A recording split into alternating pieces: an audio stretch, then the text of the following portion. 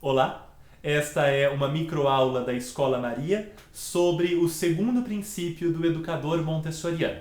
O segundo princípio que a Montessori coloca para nós diz: nunca fale mal da criança em sua presença ou ausência. Eu acho interessante que o primeiro princípio é aquele que já vimos, nunca toque a criança a menos que seja convidado por ela de alguma maneira, e diz respeito ao respeito físico do adulto pela criança. Há um respeito eminentemente físico. E o desrespeito desse princípio é uma violência física para com a criança, um abuso físico para com a criança. Esse segundo princípio, nunca fale mal da criança em sua presença ou ausência, é um princípio moral, é um princípio ético que não é físico, ele é verbal, se você assim quiser.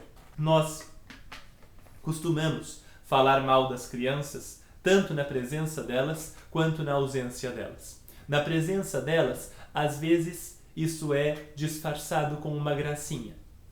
A gente chama a criança de desastrada e dá um sorriso junto. Chama a criança... desastrada é o mais comum, mas chama a criança de desobediente e dá um abraço e beijos. Nós estamos dando uma mensagem muito confusa para a criança quando nós fazemos isso.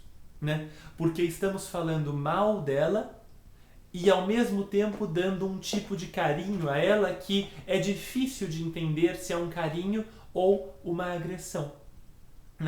Então, falar mal da criança em sua presença é fácil de entender porque é que é um desrespeito. Falar mal de qualquer um na presença dessa pessoa é ruim. Falar mal de pessoas que não podem se defender é muito pior. E falar mal de uma criança que não só não pode se defender porque hierarquicamente é colocada num patamar inferior, mas também porque ainda não desenvolveu a habilidade, tanto cognitiva quanto verbal, comunicativa, necessária para conseguir se defender.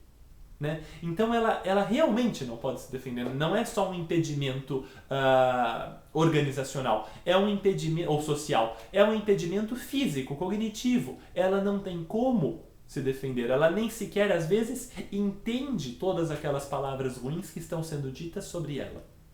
Então falar mal de uma criança na presença dessa criança é um ataque injusto à personalidade dessa criança. Por outro lado, falar mal da criança em sua ausência é ruim por dois pontos de vista. Na verdade, um grande ponto de vista que se subdivide em dois. É ruim porque não resolve as coisas e porque tira do adulto a possibilidade de perceber em si e no ambiente as falhas que levaram àquele comportamento da criança. Quando a gente diz, esta criança está fazendo coisas inadequadas, a gente não percebe que o ambiente está promovendo coisas inadequadas. O comportamento do adulto leva necessariamente a coisas inadequadas. Há algum tempo foi publicado um vídeo no YouTube chamado Menino de 7 anos destrói escola. Como se um menino de 7 anos pudesse dar conta de destruir uma escola. E naquele vídeo há agressões repetidas à criança. E nós não pensamos então o que é que a escola está fazendo contra aquele garoto, quanto o ambiente da escola é agressivo àquele garoto, quanto o ambiente social urbano habitado por aquele menino pode ser agressivo à sua personalidade, quanto as contingências às quais a sua família é submetida podem levar os adultos dessa família a agir para com essa criança de forma inadequada, quanto o ambiente doméstico dessa criança pode ser agressivo e destruidor. Nós só estamos olhando para a criança e dizendo que ela destrói a escola.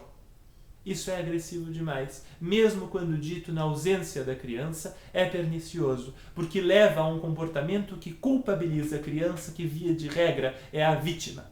Via de regra não, ela sempre é a vítima, ela é pequena demais para ser o algoz. né? Então, nós não podemos falar mal da criança em sua ausência, porque isso não nos ajuda a resolver os problemas, porque a gente não enxerga onde eles começam, e também porque isso nos faz culpar a criança por algo que nunca é sua culpa.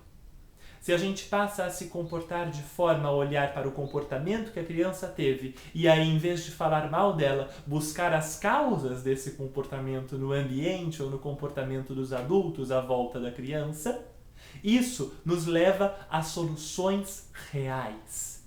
Se a gente olha para um conjunto de barras vermelhas numa sala de aula e diz, as crianças não usam o material, não sei o que há com elas, isso não ajuda. Agora, a gente pode olhar para as barras vermelhas e dizer, estão velhas, estão na sombra, estão empoeiradas, estão mal organizadas, estão num local inadequado ou de difícil acesso, numa estante muito alta e aí não podem ser vistas pelos maiores interessados, que são as crianças de 3 aninhos, né?